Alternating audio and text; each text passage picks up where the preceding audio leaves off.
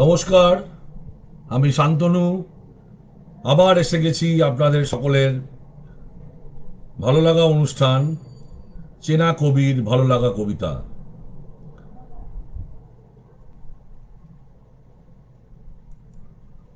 আজকে আমার দ্বিতীয় পর্বের দ্বিতীয় দিন। আজকে যার কবিতা নিয়ে আপনাদের কাছে আলোচনা করব, তিনি কবি খগেশ্বর দাস। তার বিভিন্ন কবিতার ডালি আমি আপনাদের কাছে মেলে ধরব এবং আমার অনুভূতিও আমি বিশ্লেষণ করব। তার আগে যেটা বলার সেটা হচ্ছে যে যদি কোনো বন্ধু এসে থাকেন তাহলে একটু মেসেজ করে দিন দেখতে এবং শুনতে পাচ্ছেন কিনা, তাহলে আমি প্রোগ্রামটাকে এগিয়ে নিয়ে যেতে পারি। এক দুই হচ্ছে আরো দুই একটি কথা যেটা বলতে চাই, সেটা হচ্ছে যে আহ, যারা এই কবিতা এই অনুষ্ঠানটাকে ভালোবাসছেন তারা একটু শেয়ার করুন, একটু শেয়ার করে নিজেদের বন্ধু বান্ধবের দিকে ছড়িয়ে দিন, যাতে এই কবির কবিতাগুলো আরো ছড়াতে পারে, আরো মানুষের কাছে যায়, এই প্রোগ্রামটাও মানুষের কাছে যায়। এবং আমি চাই যে আরো আরো আরো অনেক অনেক কবি আহ, তাদের কবিতা নিয়ে এই অনুষ্ঠানটা আমি চালিয়ে যেতে চাই। তো স্বাভাবিকভাবেই যাতে এই অনুষ্ঠানটা করতে পারি, ঠিকঠাক মতো চলতে পারে, তার জন্য আপনাদের সহযোগিতা ভীষণভাবে প্রয়োজন। এবং এই ভীষণভাবে প্রয়োজনের ক্ষেত্রে যেটা দরকার সেটা হচ্ছে যে এটাকে আরো এগিয়ে নিয়ে যাওয়ার জন্য এখনো পর্যন্ত কেউ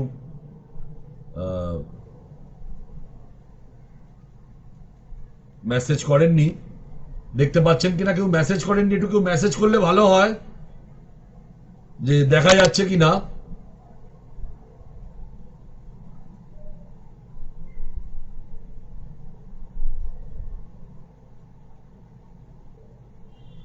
আজকে যে কবির কবিতা নিয়ে আলোচনা করব তিনি কবি খগেশ্বর দাস।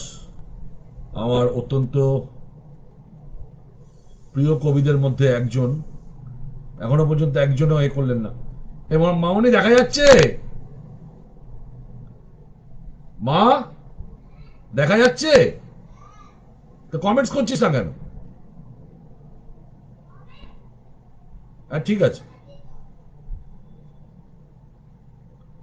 এইমাত্র কমল করেছে আমি আছি ভাই। আহ,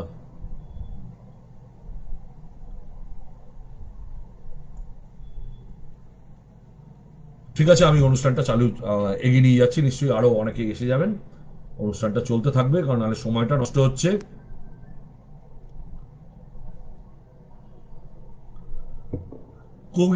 কবি খগেশ্বর দাস, তার সাথে আমার পরিচয়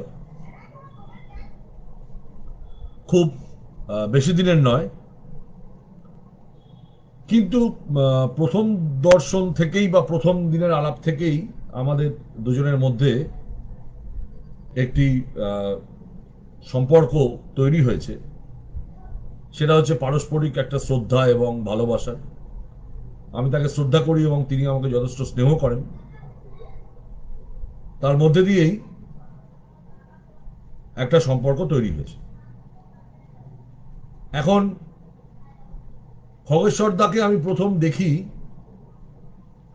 প্রথম আমার সঙ্গে খগেশ্বর দার যে আলাপ হয় সেটা সম্ভবত পুষার কোনো অনুষ্ঠান। আপনারা অনেকেই জানেন যে মাননীয় শ্রী গোপাল বিশ্বাস মহাশয়ের দ্বারা সম্পাদিত পুষা পত্রিকা, সেই পুষা পত্রিকার অনুষ্ঠানে একদিন কবিতা পাঠের আসর ছিল গোপালদার বাড়িতেই। সেখানেই আমার সঙ্গে খগেশ্বর দাসের প্রথম আলাপ। আলাপ মানে আমি ওনাকে দেখি, উনিও আমাকে দেখেন। এবং তার পরবর্তীকালে অতপথের সাহিত্য যে অনুষ্ঠানগুলো হয়, সাহিত্য সভাগুলো হয়, সেই সভাগুলোতে তার সাথে আমার নিয়মিত কিছুদিন দেখা সাক্ষাৎ হয়েছে। এছাড়াও আরো অন্যান্য অনেক জায়গায় দেখা হয়েছে। তার সঙ্গে আমার একটা অন্য মতাদর্শগত সম্পর্কও তার সাথে আমার আছে। তো খগেশ্বরদার এইভাবে খগেশ্বরদার সঙ্গে আমার জন্ম, এবং তিনি আমাকে একটি কবিতার বইও উপহার দেন। সেইখানে সেই কবিতার বই পড়ি আমি, পড়ে আরো শ্রদ্ধা তার সম্পর্কে বেড়ে যায় আমার। এবং তারপর আরো কিছু অনুশীলন করে আজকের এই চেনা কবির ভালো লাগা কবিতায় উপস্থিত হয়েছি খগেশ্বরদাকে নিয়ে। খগেশ্বরদার জন্ম 1956 সালের 11ই নভেম্বর।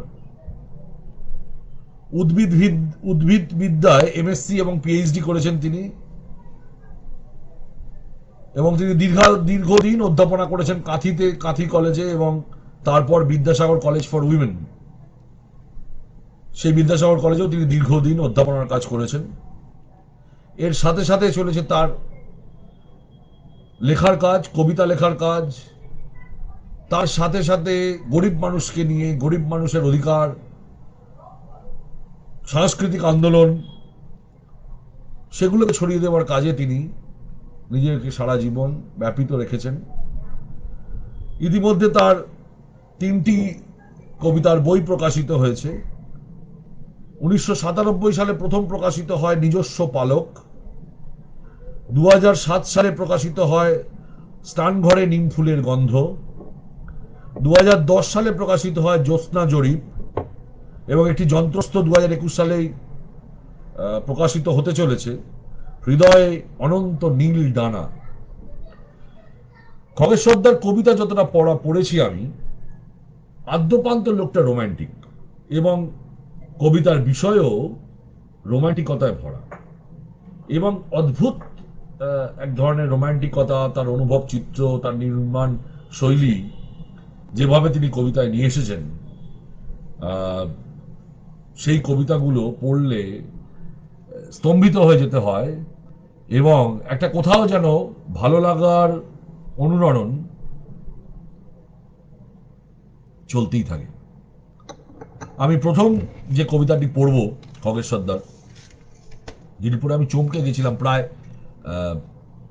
নির্বাক ছিলাম সারাদিন নিজের সঙ্গে কথা ছাড়া বাকি কারোর সঙ্গে কথা বলার মতো অবকাশ হয়নি কবিতাটা পড়ে। তো সেই কবিতাটাই আমি আপনাদের কাছে পড়ব। কবিতাটির নাম সঞ্চয়। মাত্র 6 লাইনের কবিতা, 6টি লাইনের কবিতা, তার ব্যাপ্তি প্রচুর। কোনো এক ছোট্ট মুনিয়ার শীষ থেকে অবিশ্বাস্য উপার্জন তোমার জন্য কৌটো ভরে রাখি। কোনো এক ছোট্ট মুনিয়ার শীষ থেকে অবিশ্বাস্য উপার্জন তোমার জন্য কৌটো ভরে রাখি।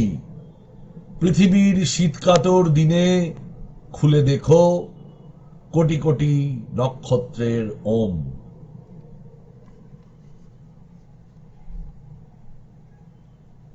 স্তব্ধ করে দেওয়ার মতো রোমান্টিক কবিতা আমি যা বলেছিলাম।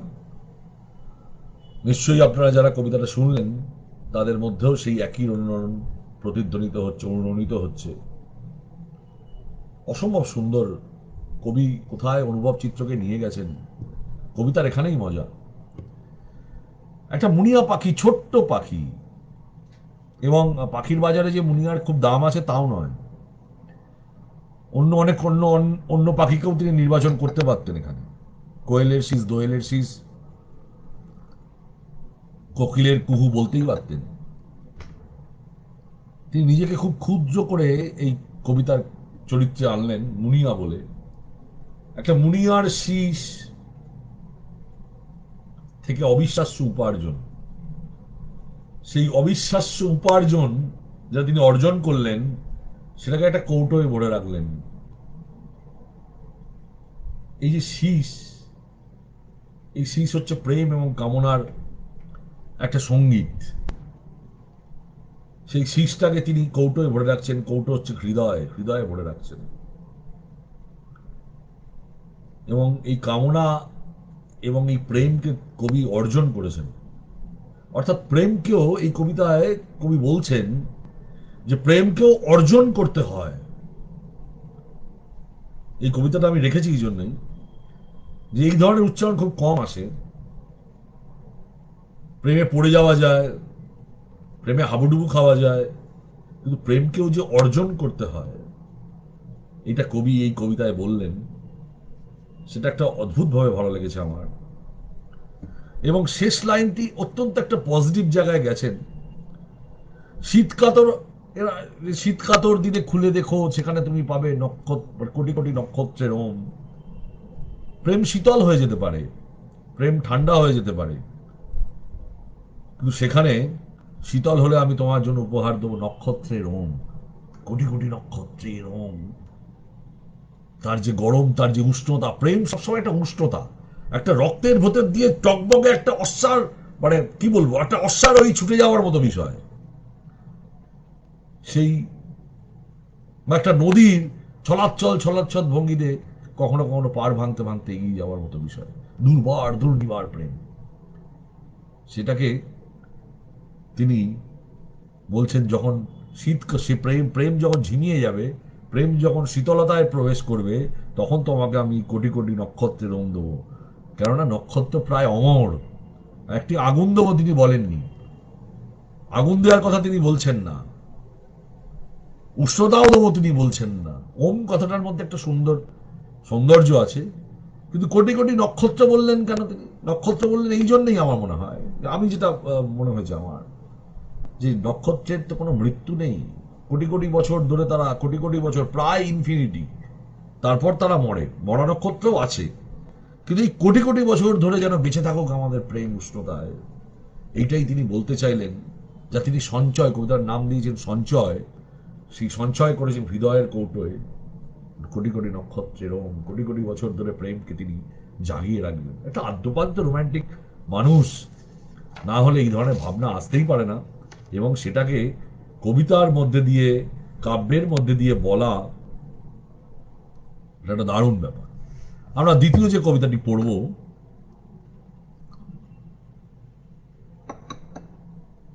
হয়তো এভাবে কবিতাটির নাম। দেখা যাক কবি এখানে কি বলছেন।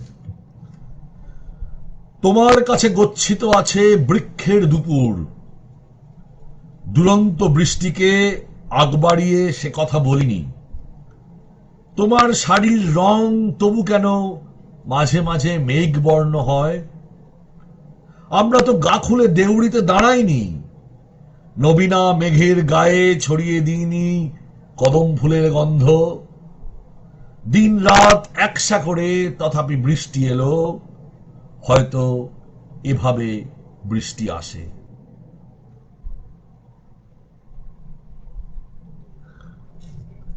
খুব সুন্দর একটা রোমান্টিক কবিতা, তিনি একটু অন্য ভঙ্গিতে আমাদের কাছে নিয়ে এলেন। কি সুন্দর কথা বললেন, বৃক্ষের দুপুর।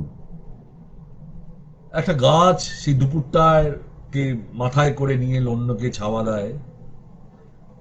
সেই সেই সেই দুপুরে কিছু কিছু দুরন্ত বাচ্চারা, মা বাবারা তো জোর করে ঘুম পাড়িয়ে রাখে, কিন্তু তথাপি লোকজন চলাফেরা করে না, কোনো নির্জন স্থানে দুপুরে বেরোতে চায় না লোকে।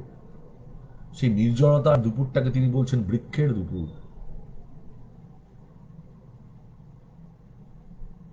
তোমার কাছে গচ্ছিত আছে বৃক্ষের দুপুর, একটা ঝলসানো দুপুর, একটা রুক্ষ জীবন।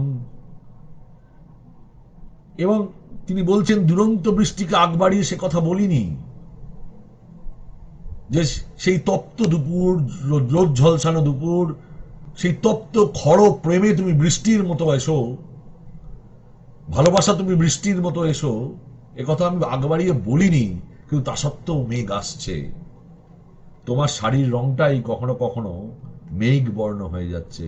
আর আমরা মেঘ বর্ণ, নবীনা মেঘের, আমরা তো খালি গায়ে দাঁড়াইনি দেউড়িতে, আমরা নবীনা মেঘের গায়ে কদম ফুলের গন্ধ দিইনি। আহা হা, কদম ফুলের গন্ধ, এখানে সেই কৃষ্ণ পদাবলী, কৃষ্ণ রাধিকার অমর প্রেম কদম গাছের নিচে, সেই অমর প্রেমের কথা তিনি বলছেন, অন্য কোনো ফুল নয়। এইগুলো এখান থেকেই কবিকে ধরতে হয়, কবিতায় প্রবেশ করতে হয় আমার যতটা মনে হয়।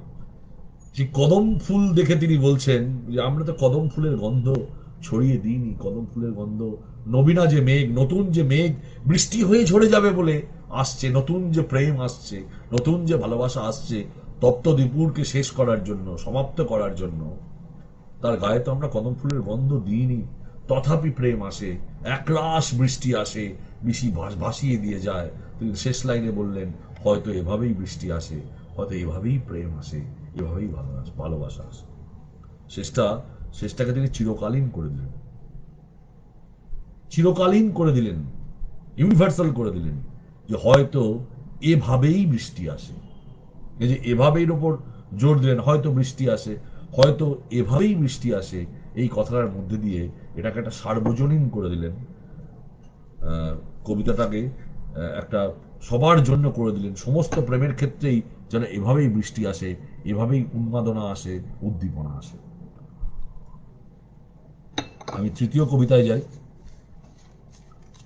তৃতীয় কবিতার শিরোনামে তার একটি কবিতার বইও আছে, স্নান ঘরে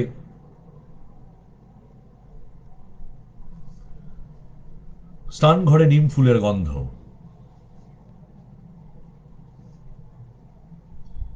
এটিও একটি রোমান্টিক কবিতা। আমি প্রথমে বলেছি আজকে খগেশ সর্দার কবিতা ম্যাক্সিমাম সব রোমান্টিক কবিতায় আমি পড়বো। রোমান্টিকতার বিভিন্ন দিক আমাদের আলোচনা হওয়া উচিত, সেই দিক থেকে খগেশ সর্দার কবিতাগুলো বেছে নিয়েছি।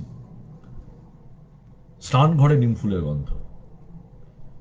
কিশোর প্রেম এখনো নিম ফুলের গন্ধ ছড়াচ্ছে, আর যত্রতত্র খোঁজ করছে স্নান ঘর।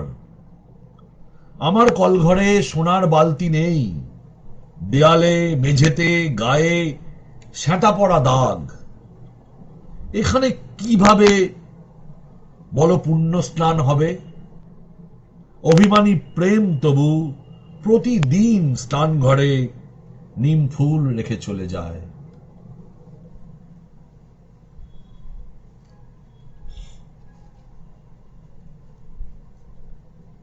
একটা কিশোর প্রেম, অপরিণত প্রেম এখনো যেন নিম ফুলের গন্ধ ছড়াচ্ছে। এখানেও কবির খেয়াল করে দেখবেন, কবি বরং বেশি অমরত্বকে ভালোবাসেন। কবি সবকিছুতে মনে হয়েছে আমার কবিতা পড়তে গিয়ে যে তার একটা অমরত্বের প্রতি একটা অমোঘ একটা টান আছে, সারা জীবন থেকে যাওয়ার একটা ইচ্ছা আছে কোনো জায়গায়। দেখুন, নিম ফুল বেছে নিলেন। একটা নিম ফুল আমরা জানি যে খুব অনাদরে, কোনো আদর নেই তার, নিম ফলেরও আদর নেই, নিম পাতার বা নিম দাঁতনের যে যে এ আছে, সমাদর আছে, নিম ফলের বা নিম ফুলের সেভাবে নেই। বা নিম কাঠের যেভাবে আছে, ভগবান তৈরি হয় নিম কাঠ কেটে, সেটা নেই। কিন্তু নিম ফুলটাই তিনি বেছে নিয়েছেন, সেটা একটা অমৃত। আয়ুর্বেদে, তিনি নিজে বোটানির লোক তো, আয়ুর্বেদে এটাকে অমৃত ফল বলা হয়, সর্বরোগহর। তাই নিম ফুলের গন্ধ, কিশোর প্রেমটাও যেন একটা অমরত্ব এবং অমৃতের মতো।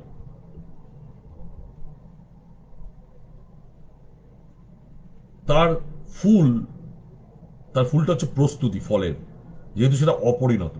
নিম ফুল এই জন্যই বললেন ফল নয়, ফল হলে তো হয়েই গেল, ফল হওয়ার আগে একটা অপরিণত অবস্থায় যে ফুলটা থাকে, সেই ছোটবেলার প্রেমটা, কিশোর প্রেমটা একটা অপরিণত প্রেম। এবং যে স্নান ঘরে, স্নান ঘর মানে এখানে একান্ত নিজের মনের কথা, মনের ঘর, স্নানের ঘর।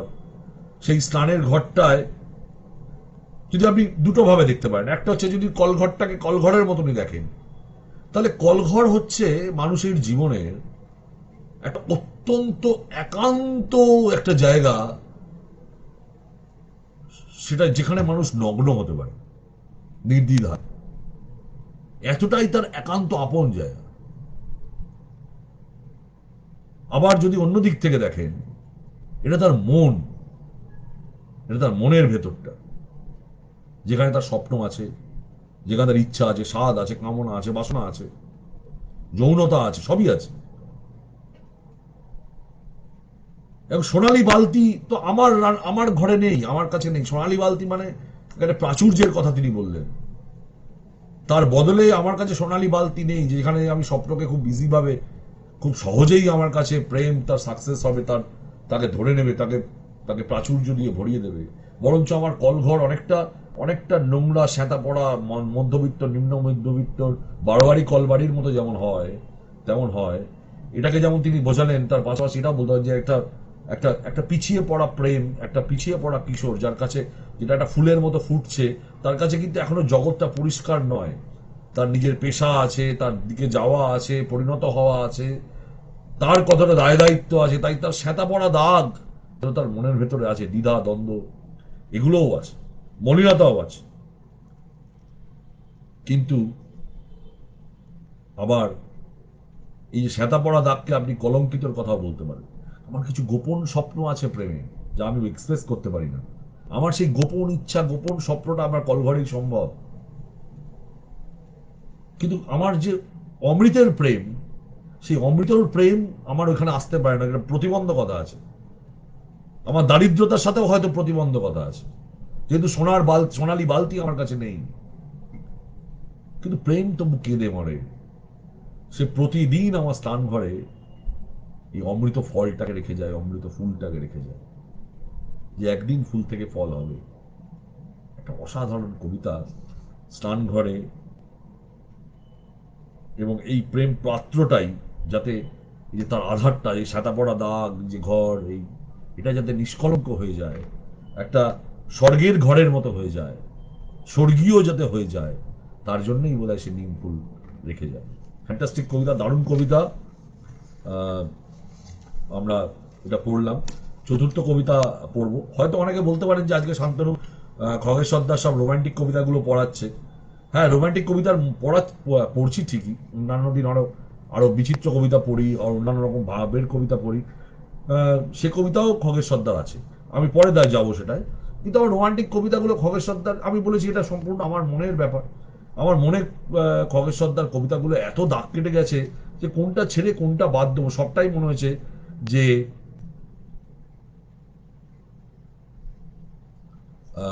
যে পরে আমি আমি যেটা পড়লাম, আমার অনুভূতিটা সকলের মধ্যে পৌঁছে দিই, তার জন্য এই কবিতাগুলো রাখছি। আমি পরের কবিতা যেটা পড়বো সেটা হচ্ছে যে একটা সুন্দর কবিতা, হাঁস জন্ম। মেঘের মধ্যে এমন এক আদি রসাত্মক ইচ্ছে লুকিয়ে থাকে, মেঘ দেখলে নারী পুরুষেরা গা থেকে খুলে ফেলে আচ্ছাদন, কামনা করে হাঁস জন্ম। অলস হাঁসের পাল নদীতে দিঘিতে ডুব জলে গুগলি তুলে খায়, আর সারাদিন পালকের পরিচর্যা করে। হংস অনুষঙ্গ থেকে এই সব লঘু পর্ব মুছে গেলে ফিরে আসে দুধ আর জলের প্রেক্ষিত। তখন জল মিশ্রিত দুধের বাটিতে কেবল জলটুকুই পড়ে থাকে। অসম্ভব সুন্দর কবিতা, এবং রূপক অর্থে কবিতাটার যে মানে কতদূর পর্যন্ত বিস্তৃত হতে পারে তা বলার অপেক্ষা রাখেন। আমি একবার পড়লাম, কবিতাটা বারবার পড়লে আস্তে আস্তে এই কবিতাটা অবগুণ্ঠন খুলবে আপনার কাছে, এবং তার মধ্যে দিয়ে আপনি কবিতাটার একটা একটা সিনারিও, একটা আস্তে আস্তে আস্তে আস্তে আস্তে কবিতাটা আপনার কাছে পরিষ্কার হবে। একটা অদ্ভুত উচ্চারণ এবং সত্য কথন। মেঘের মধ্যে আমরা গাছ, এই যে বলছেন তিনি, মেঘ দেখলে নারী পুরুষেরা গা থেকে খুলে ফেলে আচ্ছাদন, কামনা করে হাঁস জন্ম। আমরা এতদিন পড়ে এসছি, জেনে এসছি যে মেঘ আকাশে ডাকলে ময়ূর তার পাখনা মেলে ধরে। এখানে তিনি বলছেন নরনারীরা কামনা করে হাঁস জন্ম, ডুবে ডুবে জল খায়, গুগলি তুলে আনে, সারাদিন পালকের পরিচর্যা করে। পরের লাইফ স্টাইল আছে। এখন মানুষ হাঁস জন্ম কেন কামনা করে? মানুষ হাঁস জন্ম এই জন্যই কামনা করে যে হাঁসেদের মধ্যে খুব মারাত্মক বহুগামিতা আছে। দেখুন, রোমান্টিকতার মধ্যেও বহুগামিতাকে খগেশ্বরদা কিভাবে মিশিয়ে দিলেন। ঘটনা, কোনো নারী এবং কোনো পুরুষ যতই বলুক, তারা কোনোদিন স্বপ্নে অন্য কাউকে ভাবেননি, অন্য কাউকে কামনা করেননি। এ ডাহা মিথ্যা কথা, কেউ স্বীকার করবেন না। আর বাঙালিদের মধ্যে এই ব্যাপারে এই এই চর্চাটা একটু কম, সাহস ওইভাবে হয় না খোলামেলা। বিদেশে এটা কোনো ব্যাপার না, বিদেশি সাহিত্যে, সিনেমা এটা কোনো ব্যাপার না। আমাদের বাংলা কবিতায় এটা এখনো ব্যাপার, এবং সেই জন্যই কবি কত ঘুরিয়ে বলছেন হাঁস জন্ম কামনা করে। যখন মেঘ আসে, আকাশে যখন মেঘ হয়, তখন আমি পেখম চাই না, আমি হাঁস জন্ম কামনা করি, যেখানে বহুদিন বহুদিন মানে বহুগামী মন আমার। এবং হাঁসেরা কি করে সারাদিন ডুবে ডুবে জল খাওয়ার এই প্রবাদটাও হাঁসেদের থেকে এসছে। ডুবে ডুবে তারা তাদের এই বহুগামিতার কাজ চালায়, গেনি গুগলি তুলে নিয়ে আসছে, আর পালকের পরিচর্যা করে। কেন পালকের পরিচর্যা কেন করে বলুন তো? কবি হঠাৎ পালকের পরিচয়, যেটা যদি খুব বই বিজ্ঞান ভিত্তিতে দেখেন, তাহলে এই পাখিদের মধ্যে পালক দিয়েই পুরুষ নারীকে আকর্ষণ করে। যে ময়ূরের পালক যত সুন্দর, নারী তার দিকেই যায়। সৌন্দর্য, সে সারাদিন ডুবে ডুবে গুগলি খায়, তোলে, ঠিক কথা বলছেন। অর্থাৎ তার মনের রসদটা, পেটের রসদটা সবটাই তুলছে, আর পালকের পরিচর্যাও করছে। সারাদিন পালকের পরিচর্যা করে। কিন্তু এটাই কি সব? একটা বহুগামী ইচ্ছা, মন, কর্ম, সেটাই কি সব? সেটা সব নয়, সেটা একটা কোনো পার্ট হতে পারে। তাই তিনি বলছেন, কত কনফার্ম ভাবে বলছেন, দেখুন এখানে এসে, যে হংস অনুসঙ্গ থেকে এইসব লঘু পর্ব, মানে এগুলো এগুলো সেরকম হালকা পর্ব, এত কিছু ভাবার নেই, এত কিছু গুরুত্ব দেওয়ার নেই। আসল হচ্ছে হাঁস জন্ম এই জন্যই মানুষ চায় প্রেমের মধ্যে, সেই সেই জল আর দুধের, যেখানে পরমাংশ হয়ে উঠতে হবে। অর্থাৎ ভালোটাকে বেছে নিতে হবে, খারাপটাকে বর্জন করতে হবে। ভালোটাকে বেছে নিয়েই আমাদের প্রেম, আমাদের জীবনযাত্রা এগিয়ে যাবে। সেই জন্যেই যখন প্রথম বহুগামিতার কথা বলেছিলাম, শেষখানে এসে সত্যিকারের মনুষ্য জন্ম, সত্যিকারের মনুষ্যত্বের জন্ম মানুষ কামনা করুক, মানুষ তাই কামনা করে।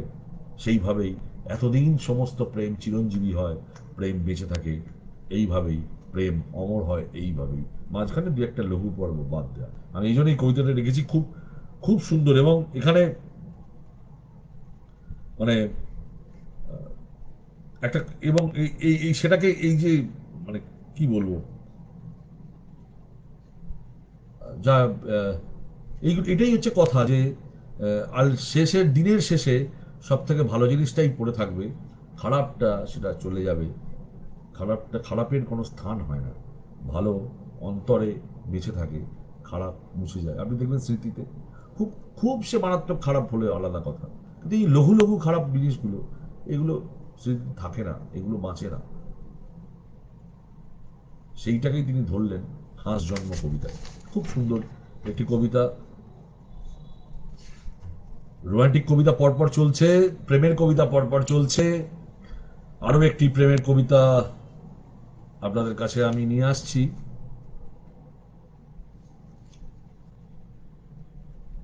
এই কবিতাটা এত সুন্দর, আমি বাদ দিতে পারিনি, রাখতেই হয়েছে বাধ্য হয়ে। রেল ব্রিজ ও যমুনা।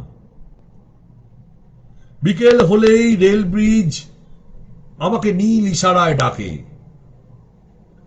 আমিও অলস পায়ে উচ্চতম সোপানে এসে দাঁড়াই। পাশ দিয়ে যেতে যেতে যাত্রীরা আমার দিকে এমন করে তাকায়, যেন আমি ধান ক্ষেতের কাকতাড়ুয়া। আমাকে দেখে পালিয়ে যাচ্ছে পাখি, আমার চারপাশে বষ্টুমিরাও খঞ্জনি বাজাচ্ছে না। অথচ রেল ব্রিজ জানে আমার পকেটে আছে কৃষ্ণ পদাবলী। রেল ব্রিজ আমাকে কানে কানে যমুনার কথা বলে।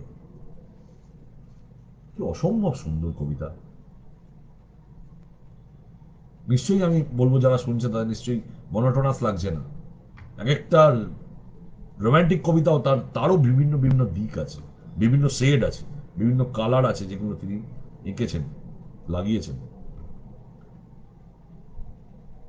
এক প্রেমিক মনের ব্যর্থতা, মানে ব্যথার কথা তিনি এই কবিতাটার মধ্যে রেখেছেন, যে আমি প্রেমিক, কিন্তু কেউ আমাকে চিনল না, সবাই আমাকে চিনল না, আমাকে জানলো না।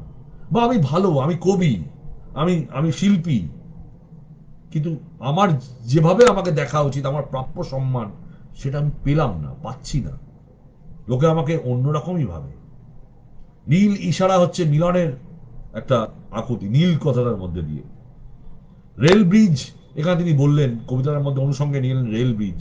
রেল ব্রিজ হচ্ছে দুটো পাড়কে জুড়ছে, একটা ব্রিজ সাঁকো, সেটা দুটো পাড়কে জোড়ে।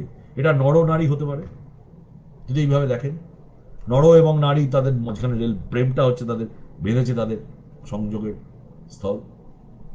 এবং সেই প্রেমে তিনি নিরাসক্ত পায়ে আস্তে আস্তে উঠছেন।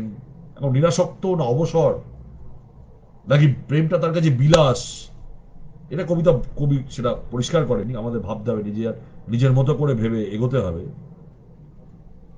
কিন্তু এবং তিনি এটা আস্তে আস্তে ধীর পায়ে হলেও, মন্দাক্রান্তা ছন্দে হলেও তিনি একেবারে শীর্ষে উঠছেন, প্রেমের শেষ পর্যায়ে তিনি যাচ্ছেন, উচ্চতম সোপানে তিনি উঠছেন।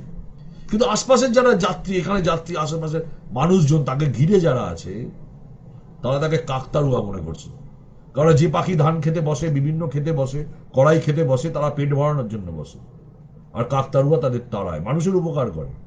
কিন্তু পাখি যদি প্রেমের হয়, পাখি যদি কি বলবো সঙ্গীতের হয়, পাখি যদি গানের হয়, পাখি যদি ভালোবাসার হয়, পাখি যদি স্নেহের হয়, তাহলে কাকতারুয়া হিসেবে তিনি বাধা দিচ্ছেন। তার রূপটা এমন যেন সামনে একটা এমন কাঠিন্য দাঁড়িয়ে আছে যে তিনি এগুলোকে তাড়াচ্ছেন। স্থির প্রতিমূর্তির মতো একটা দাঁড়িয়ে থেকে তিনি, সবাই তাকে ভয় পাচ্ছে, মনে করছে একটা প্রেমহীন নিরস মানুষ, ভালোবাসাহীন, স্নেহ মমতা, মায়া মমতাহীন একটা মানুষ দাঁড়িয়ে আছে, তার অবয়ব দাঁড়িয়ে আছে, যে কোনো সময় সে আমাদের রাক্ষসের মতো গিলে খেতে পারে। তাই পাখিরা চলে যাচ্ছে দূরে, যেন আমাকে দেখে পালিয়ে যাচ্ছে পাখি, আক্ষেপের সুরে তিনি বলেছেন। এবং তিনি আক্ষেপের সুরে বলেছেন যে আমার চারপাশের যে বষ্টুমীরা আছে, যারা সারাদিন রাধা গোবিন্দ ভজছে, যারা সারাদিন প্রেমের কথা বলছে, যাদের রাধা গোবিন্দ ভজতে ভজতে প্রেমে চোখ দিয়ে অশ্রু বেরিয়ে আসে কৃষ্ণের কথা মনে করে, তারা আমাকে কৃষ্ণ মনে করছে না। তারা কি করছে? তারা খঞ্জনি বাজাচ্ছে না আমাকে দেখে। আমার আশার মধ্যে দিয়ে তাদের কোনো আহ্বান নেই, তাদের মধ্যে কোনো উল্লাস নেই, তাদের মধ্যে সেই উল্লাস সাদরে গ্রহণ করার অভ্যর্থনা ধ্বনিত হচ্ছে না।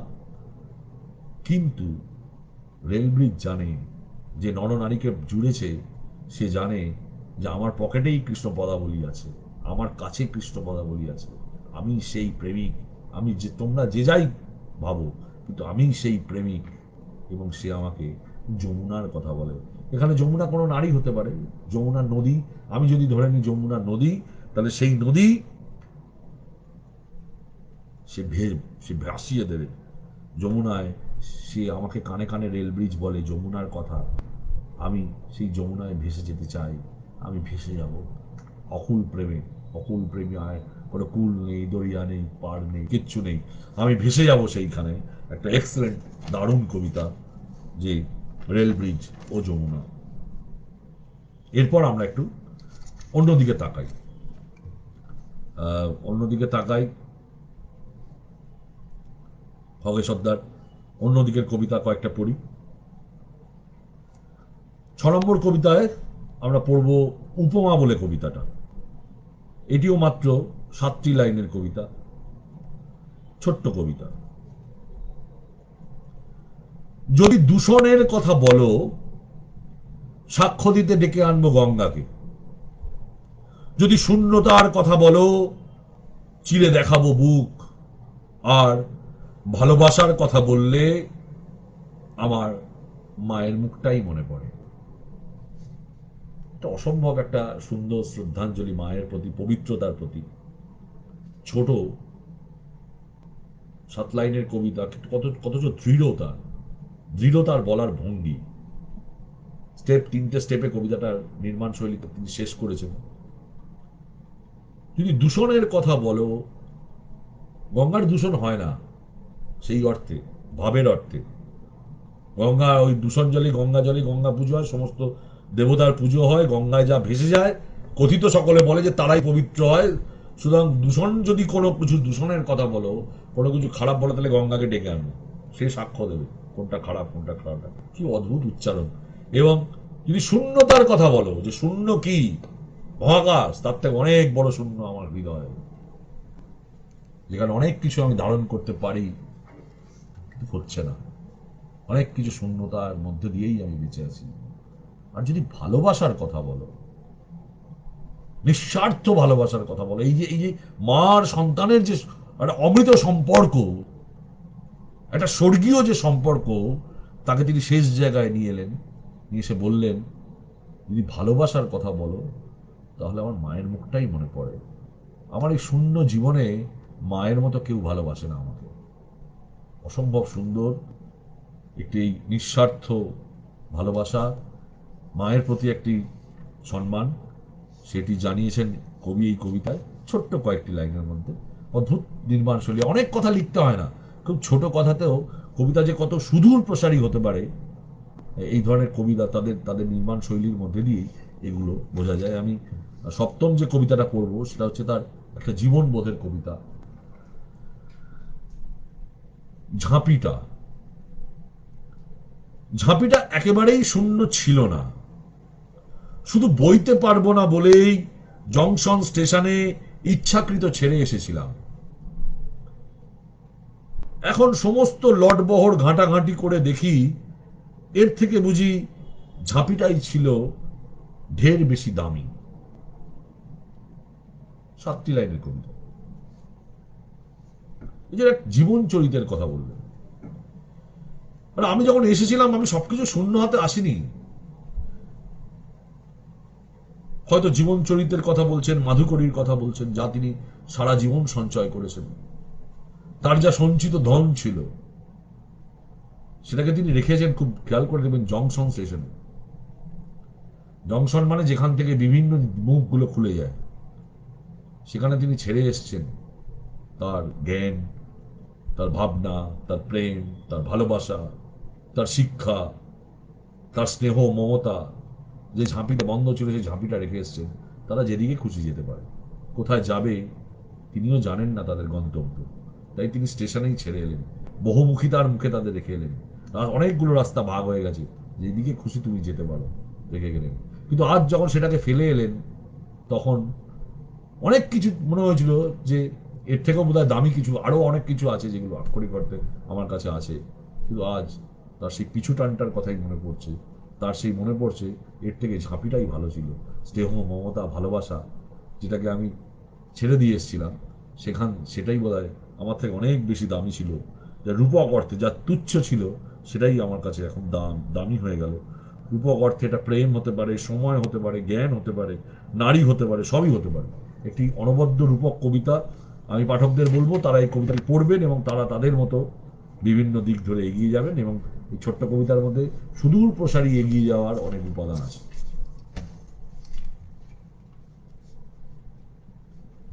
একটা ভারী কবিতা পড়ি, ভারী কথা বলেছেন এখানে। সত্যি বলো ভালোবাসা,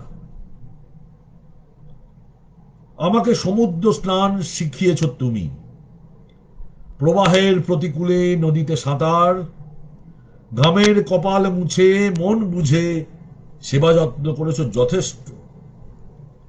বিনিময়ে বলো কি চাই তোমার পুরস্কার, বলো তুমি বলো ভালোবাসা।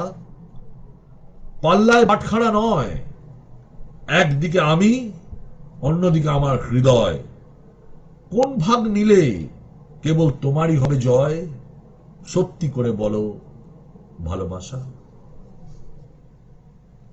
একটা সোজা সাপটা হলেও কবিতাটার মধ্যে খুব গভীর দর্শনের কথা আছে।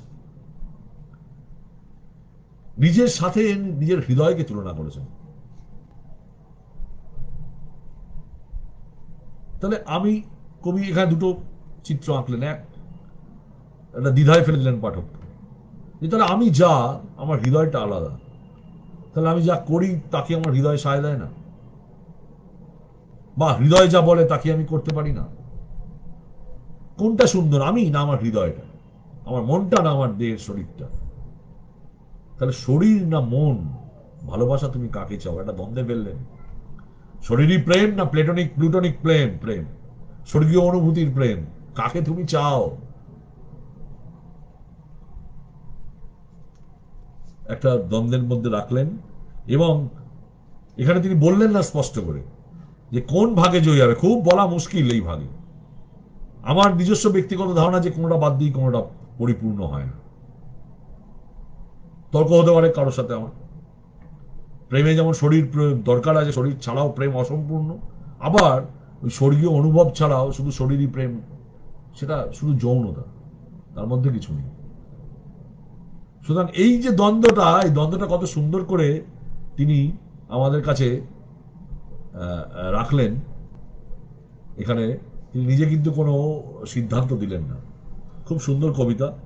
এবং কোন ভাগ যে জয়ী হবে, হৃদয়ের ভাগ না শরীরের ভাগ, সেটা পাঠক নিজেরা কল্পনা করে নেবেন। এখানে উনি ভালোবাসার উপর ছেড়েছেন, যে ভালোবাসাও আমাদের কোনো উত্তর দিয়ে যায়নি।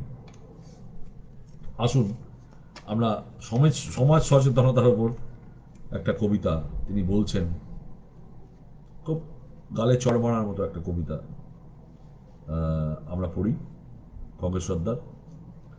কবিতার নাম শৌচাগার। রোদের গন্ধ শুকে শুকে নদীর কাছে এসে দেখি, জলের আয়নায় রোদ নিবিষ্ট মনে নিজের মুখ দেখছে। পাশে রোদ লজ্জা পেয়ে যায়, তাই ছুতে পারিনি নদীর জল। অনেকদিন আমার প্রাতকৃত্য সারা হচ্ছে না। নদীর ধার, বন, পাহাড়, ধানক্ষেত, ঘাস ফুলে এত ঢেকে আছে, সবখানে মায়ের গায়ের গন্ধ। শেষে আমি লোকালয়ে ফিরে এলাম। জঞ্জাল রাস্তায় জঞ্জালের স্তূপ, প্রত্যেক বাড়ির রান্নাঘরে এঁটো কাটা, শোবার ঘরে বাসি গন্ধ, বসার ঘরে ঝুড়ি ঝুড়ি মিথ্যে কথা। এতক্ষণে করার হিসি করার একটা জায়গা পেয়ে গেলাম। এক্সেলেন্ট কবিতা। কোথা থেকে শুরু করেছেন কবিতাটা? রোদের গন্ধ শুকে শুকে নদীর কাছে এলেন। তপ্ততার গন্ধ শুকতে শুকতে শীতলতার কাছে এলেন। মানে দুটো পার্টি তিনি দেখলেন এবং জলের কি কত শুধু মিষ্টি কিছু কথা, অনুভব চিত্র। এই তাকিয়ে দেখার আনন্দ, রমেনদা বলেন, সেই তাকিয়ে দেখার মতো এই এই লাইনটা দেখুন। জলের আয়নায় রোদ নিবিষ্ট মনে নিজের মুখ দেখছে। পাছে রোদ লজ্জা পেয়ে যায়, তাই ছুতে পারিনি নদীর জল। নদীর জলে যদি আপনি হাত দেন, নদীর জলের যে তরঙ্গ হবে তাতে রোদ ঝিলমিল ঝিলমিল করবে, সেটাকে তিনি লজ্জা বলছেন। কত এখানেই কবির কবিত্ব আর কি, এখানেই কবির কবিত্ব। কাব্য চর্চাও এইভাবেই করতে হয়। সেটা হচ্ছে যে নদীর জলে হাত দিলে নদীর জলে এটা ভেঙে গেল, লজ্জা পেয়ে গেল রোদ। কত সুন্দরভাবে তিনি এখানে বললেন। এবং এখানে যেটা বললেন যে অনেকদিন ধরে প্রাতঃকৃত্য সারা হচ্ছে না। গ্রামের মানুষ এবং অনেক এখনো বন জঙ্গলের মানুষরা প্রাতঃকৃত্য সারতে এই নির্মল যোজনা বছর হয়েছে, তার আগে সব মানুষ বাইরেই যেত। কিন্তু তিনি বলছেন যে প্রকৃতি যেখানে ফুল আছে, ফল আছে, বন, পাহাড়, ধানক্ষেত, নদীর ধার, সবখানেই আমরা যেন মায়ের গায়ের গন্ধ পাচ্ছি। অসাধারণ। মায়ের গায়ের গন্ধ পাচ্ছেন, সন্তান পাচ্ছে তার মায়ের গায়ের গন্ধ, যেখানে তার প্রাতঃকৃত্য সারা হচ্ছে না। কোথায় করবেন তিনি? এই প্রকৃতি প্রেম, প্রকৃতির প্রতি যে ভালোবাসা, মাতৃভূমির প্রতি যে ভালোবাসা, সেটা তিনি রাখছেন। এবং শেষে তিনি কি করছেন? মূল বন্য প্রকৃতি ছেড়ে, বন্য প্রকৃতির থেকে বেরিয়ে এসে তিনি যখন মানুষের তৈরি করা প্রকৃতিতে ঢুকছেন, যেখানে একটা শহর বলুন বা গ্রাম বলুন, যেখানে প্রত্যেকের ঘরে ইটো ঘাটা, যেখানে আমরা কি বলে ড্রয়িং রুমে বসে মিথ্যে কথা বলে যাচ্ছি, ছেলে মেয়েকে মিথ্যে কথা বলছি, স্বামী স্ত্রী নিজেদের মধ্যে মিথ্যে কথা বলছে, একে বাবা মাকে বলছে, মা বাবাকে ছেলেকে বলছে, সবাই সবাইকে যে ঠকানোর একটা জায়গা এই এই যান্ত্রিক সভ্যতার মধ্যে যখন দাঁড়িয়ে আছি, তখন কবির হিসি পেয়ে যাচ্ছে, কবির করার ইচ্ছেটা জাগছে, প্রাতঃকৃত্য সারার ইচ্ছে, যে এইটাই জায়গা, যে মানুষ যে জায়গাটা বানিয়েছে সেই জায়গাটাতেই এই প্রাতঃকৃত্যটাই করা যায়। প্রকৃতি যেভাবে সৃষ্টি, প্রকৃতি নিজেকে যেভাবে সৃষ্টি করেছে, বা কবির ভাষায় যদি ঈশ্বর কবি এই সৃষ্টি করেছেন, এই যদি এই ভাববাদী কথাকেও আমি মেনে নিই, তাহলে সবই বিবর্তনবাদ। কিন্তু বিবর্তনের মধ্যে দিয়েও যে পৃথিবীর জন্ম হয়েছে, মানুষ বাদ দিয়ে, মানুষের পাটটা বাদ দিয়ে, সেখানে তিনি মায়ের গন্ধ পাচ্ছেন। আর বাকি অংশে যারা মানুষের তৈরি, সেটাকে তার ভালো লাগছে না, তাই জন্যই তিনি এই কথা বলছেন। খুব সুন্দর কবিতা। আস্তে আস্তে আমরা অনুষ্ঠানের প্রায় শেষ দিকে চলে আসছি। আমি যে কবিতাটা পড়বো এটাও খুব কবিতা, মানে দার্শনিক কবিতা, রূপক কবিতা। কবিতাটির নাম হচ্ছে পথ। ছোট্ট কথায় কত বড় কথা বলা যায়। সাদা আর কালো, মাঝামাঝি আর সব কেবল ধোঁয়াশা। ধোঁয়াশায় চেনা যায় না কোনটা পথ আর কোনটা পথের অবয়ব। একমাত্র আলোতেই ছায়ামূর্তিগুলো গাছ হয়ে ওঠে। এটা দারুণ রূপক কবিতা। এবং দর্শনের কথা বললেন, যেখানে বলেছেন সাদা আর কালো, নয় খারাপ নয় ভালো, মাঝামাঝি সব ধোঁয়াশা। মাঝামাঝি কিছু হয় না। আমি দু নৌকায় পা দিয়ে চলতে পারি না, আমাকে একটা নির্দিষ্ট অবস্থান নিতেই হবে, নির্দিষ্ট করেই বলতে হবে। নিরপেক্ষ বলে কিছু হয় না। মহসেন তুং তার একটি কবিতায় বলেছিলেন, তোমরা যারা নিরপেক্ষ, গুল্ম অথবা পেরেকে মুখ ঢেকেছ, পথের ধারে রেখে গেলাম রাইফেল, পারলে আত্মহত্যা করো। এই যেন সেই কবিতারই প্রতিধ্বনি। ছোট্ট কথায়, সাদা আর কালো মাঝামাঝি সব কেবল ধোঁয়াশা। ধোঁয়াশায় চেনা যায় না কোনটা পথ আর কোনটা পথের অবয়ব। সত্যিই তো, কুয়াশার মধ্যে চিনতে পারি। টাইগার হিল যাচ্ছি, প্রচন্ড কুয়াশা, কিচ্ছু দেখা যাচ্ছে না।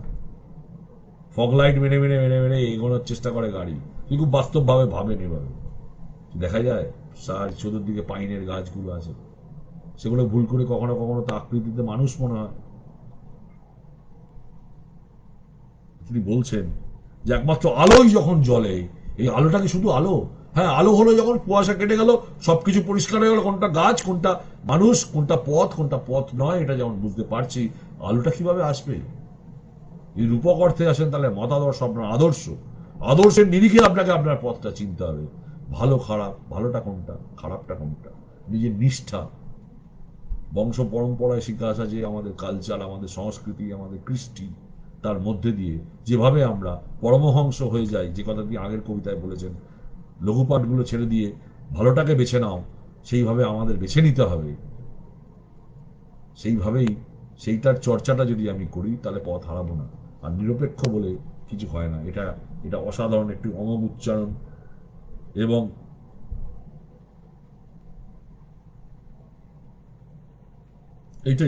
এটাই মূলত এই কবিতার মূল কথা। আর এই গাছগুলোর ক্ষেত্রে তিনি গাছগুলো বলেছেন নিরীহ, নিরীহতার প্রতীক, যা কিছু করতে টরতে পারে না এরা আর কি। মানে সেগুলো নকল, সেগুলো নকল। নকল থেকে বাঁচার উপায় হচ্ছে আলো। এই আলোটা হচ্ছে নিজের জ্ঞান, বিজ্ঞানের আলো, মতাদর্শগত আলো, নিজের আদর্শের প্রতি আলো। নানা ধরনের আপনি ধরতে পারেন। আমরা পরের কবিতায় যাব। সে কবিতায় তিনি বলছেন স্বীকারোক্তি। এটা একটা একটা ব্যথার কবিতা, আক্ষেপের কবিতা। সবার মধ্যে, আমাদের অনেকের মধ্যেই এটা অনুনীত হয়। স্বীকারোক্তি কবিতায় খগেশ্বর দা কি বলছেন আমি দেখি। বলেছ হৃদয় এঁকে দিতে, কি করে বুকের খাঁচা খুঁড়ি, জ্বলে পুড়ে খাক হলে আগুনে আগুনে, ছাইয়ের মধ্যে ফাগুনের চিত্র আঁকা যায়, তবুও কাগজ কালি দিয়ে নিয়ে এঁকেছি যা এতদিন, তা ছিল মূলত আঁকিমুখী। সত্যি বলছি, হৃদয় খুঁড়তে পারিনি বলে এখনো হৃৎপিণ্ড আঁকা হয়নি আমার। একটা ব্যথার কবিতা, অসম্পূর্ণতার কবিতা, যা সকলের মধ্যেই, বিশেষত কবিদের মধ্যে থাকেন। আক্ষেপের কবিতা, যা চেয়েছিলাম তা হয়নি, যা পেয়েছি সেটা পাবো বলে ভাবিনি। এবং আক্ষেপের মধ্যে বলছেন, এবং এটা আমাদের সকলেরই হয়। আমি যখন একটা কবিতা লিখতে বসি, তখন কবিতাটা শেষ হওয়ার পর হয়তো অনেকের ভালো লাগে, কিন্তু কেউ তো এটা জানেন না যে কবি আসলে কি লিখতে চেয়েছিলেন। একটা ভাস্কর যখন তার ভাস্কর্য তৈরি করেন, শেষ অবধি কি তার কল্পনার সঙ্গে হুবহু মিলে যায়? একটি চিত্রকর যখন চিত্র আঁকেন, তিনি যা ভেবে আঁকতে বসেছিলেন, যে কল্পনায় তার যেটা ছিল দৃশ্যটা, সেটাই কি তিনি হুবহু ফুটিয়ে উঠতে পারলেন? এই ব্যথা কবি, ভাস্কর, চিত্রকর ছাড়া কেউ জানে না। বাইরের লোক তো তার শুধু যেটা শেষ হলো, যেটা ফিনিশ হয়েছে, সেটাকে তারা দেখে আহা ওহু নয় বাজে ছিচি বলেন, কিন্তু তিনি কি লিখতে চেয়েছেন তা জানেন না। তাই কি করে বুকের, আমি আমি যে করতে চেয়েছিলাম, আমার হৃৎপিণ্ডটা আঁকা হয়নি। এবং হয়তো তিনি আক্ষেপ করে বলেছেন, জ্বলে পুড়ে খাক হলে আগুনে আগুনে, ছাইয়ের মধ্যে ফাগুনের চিত্র আঁকা যায়। সব তো আগুনে পুড়ে গেল, ফাগুনের রং লাল, আগুনের রং লাল। সেই লালের মধ্যে আমি, সেই আগুনের, জ্বলে পুড়ে যাওয়া আগুনের মধ্যে আমি কি করে ফাগুনের চিত্র আনবো? কোনো জায়গায় হয়তো সততা ছিল না আমার, কোনো জায়গায় হয়তো ফাঁকি ছিল আমার। এভাবেই তিনি আক্ষেপ করেছেন। এবং এতদিন তবুও কাগজ কালি দিয়ে যা আঁকছিলাম, তিনি আজ রিয়েলাইজ করেছেন যে সব আঁকিবুকি। যেমন আমাদের মনে হয়, কবি মাত্রই মনে হয় যে 2-4 বছর আগে যা লিখেছিলাম, কি লিখেছিলাম আমি। এখন যে কবিতার দিকে তাকিয়ে মনে হচ্ছে, আহা ঠিক আছে, নিজের মানের প্রতি আমি অনেকটা লিখতে পারলাম মূল বলে আমার মনে হলো। কিন্তু 2 বছর পর, 1 বছর পর, 2 মাস পর মনে হবে এ বাবা এটা আমি লিখেছিলাম। এত অপরিণত। চিত্রকরদের ক্ষেত্রেও, তাদের ক্ষেত্রেও হয়তো মনে হয়। তাই তিনি বলছেন যে কোনোটাই তার সফলতা আসেনি, সেটা শিল্পক্ষেত্রে হতে পারে, রূপক প্রেমের ক্ষেত্রে হতে পারে। তাই তিনি বলছেন হৃদয় খুঁড়তে পারিনি, আরো গভীরে যাওয়ার কথা ছিল, আরো গভীরে গিয়ে মুক্ত তুলে আনার কথা ছিল, তা পারিনি। তাই আমার হৃৎপিণ্ডটা, তাই প্রেমটা আমি আগে ভিজুয়ালাইজ করতে পারলাম না, আমার ভালোবাসাটা আমি দেখাতে পারলাম না, আমি ব্যর্থ হয়ে গেলাম। সুন্দর কবিতা, এবং কবিতার নামকরণটাও তাই স্বীকারোক্তি, তিনি স্বীকার করছেন। আমরা আমাদের অনুষ্ঠানে একদম শেষ কবিতায় এসেছি। শেষ কবিতাটা মধ্যে তার একটা আত্মকথন লুকিয়ে আছে, সেই আত্মকথনটাও আমরা পড়ব কবিতার মধ্যেই। কবিতার নাম আমাকে দেখি না। আয়নার সামনে দাঁড়াই, একটা অবয়ব দেখি, আমাকে দেখতে পাই না। এক মাথা কাঁচা পাকা ঝাঁকড়া চুলের যে কালো মুখটা আয়নায় ফুটে ওঠে, ওটা আমি নই। আমার নাম পদবি যা সকলে জানে, আমি নই। আমাকে কেউ কখনো কোথাও দেখেনি। আয়নার সামনে দাঁড়ালে একটা অবয়ব দেখি, আমাকে দেখি না। সত্যি তো সেই, যে আমি যা হতে চেয়েছিলাম, যে রূপ আমার নিজের মধ্যে আছে, আয়নার সামনে দাঁড়ালে আমি তা দেখতে পাচ্ছি না। আমার প্রতিচ্ছবিতে আমি আমার নিজেকে খুঁজে পাচ্ছি না। তোমরা আমাকে যা বলে জানো, আমি আসলে তা নই। তোমরা হয়তো আমাকে রাজা বলে জানো, কিন্তু আমি তোমাদেরই লোক। বা তোমরা আমাকে যে দৃষ্টিতে দেখো, আমি সেই দৃষ্টিপাত চাইনি কোনোদিন আমার দিকে। আমি যা হতে চেয়েছিলাম, আমি তা হতে পারিনি, আয়না আমায় তা দেখায় না। হয়তো আমি ভালো মানুষ হতে চেয়েছিলাম, আমি হয়তো দুরন্ত প্রেমিক হতে চেয়েছিলাম, মোষের চোখে লাল রুমাল বাঁধতে চেয়েছিলাম বরুণার জন্য। কিন্তু বরুণা নয়, আমি যখন আয়নার সামনে দাঁড়াই, তখন আমাকেই অচেনা লাগে। কাকে দেখছি আমি? এ তো আমি নই। এই যেন সবারই স্বীকারোক্তি। আত্মকথনে তিনি বললেন, আয়নার সামনে দাঁড়ালে একটা অবয়ব দেখি, কিন্তু আমাকে দেখি না। অসাধারণ, অসাধারণ একটা কবিতা তিনি আমাদের উপহার দিয়েছেন। সমস্ত কবিতাগুলোই খুব সুন্দর। একটা সুন্দর সন্ধ্যা আমাদের কাটলো। খগেশ সর্দার আরো অনেক কবিতা আছে, যারা কবিতা পড়েন। আমার একটা যেটা আমি বলতে চাই, সেটা হচ্ছে যে আমি তো নির্দিষ্ট করে 10-12টা কবিতা কি 11টা এর বেশি যেতে পারছি না। আমি সকলের কাছে অনুরোধ করবো, এই কবিদের বিভিন্ন কবিতার বই আমি বলছি, একটু সংগ্রহ করে পড়ার চেষ্টা করুন। যারা কবিতা ভালোবাসেন তাদের আরো অনেক অনেক রসদ পাবেন। আমাকে তীব্র লড়াই করতে হচ্ছে, করে একটা বেছে আনতে হচ্ছে। কিন্তু যে কবিতাগুলো পড়লাম না, তার মানে এইটা নয় যে সে কবিতাগুলো পড়ার মতো নয়। সে কবিতাগুলোও পড়ার মতো, কিন্তু আমার অনুষ্ঠানের যে সীমাবদ্ধতা আছে, সেই সীমাবদ্ধতায় আমি সব ডালিটা রাখতে পারছি না। তাই যারা কবিতা প্রেমিক, যারা কবিতা ভালোবাসেন, তাদের অনুরোধ করব, এই যে সমস্ত কবিদের আমি কবিতা এখনো পর্যন্ত পড়েছি বা পড়তে আগামী দিনে পড়বো, আমার ইচ্ছা আছে এই অনুষ্ঠানটাকে আরো আরো অনেক দূর এগিয়ে নিয়ে যেতে। তো সেই জায়গায় আপনাদের ভালোবাসা পেলে নিশ্চয়ই সেটা হবে। তো সেই জায়গায় দাঁড়িয়ে আমি এই অনুরোধ করবো যে আরো কবিতা পড়ুন, সবার কবিতাই পড়ুন। কবিতার জয় হোক। আগামী শুক্রবার আবার আরেকজন, আগামী, হ্যাঁ, আজকে আজকে শুক্রবার, আগামী মঙ্গলবার আমি আরেকজন আমার চেনা কবি সুগত চৌধুরী, তার কবিতা নিয়ে আপনাদের কাছে উপস্থিত হব। ততক্ষণ পর্যন্ত কবিতায় থাকুন, আনন্দে থাকুন। শুভরাত্রি, ভালো থাকুন।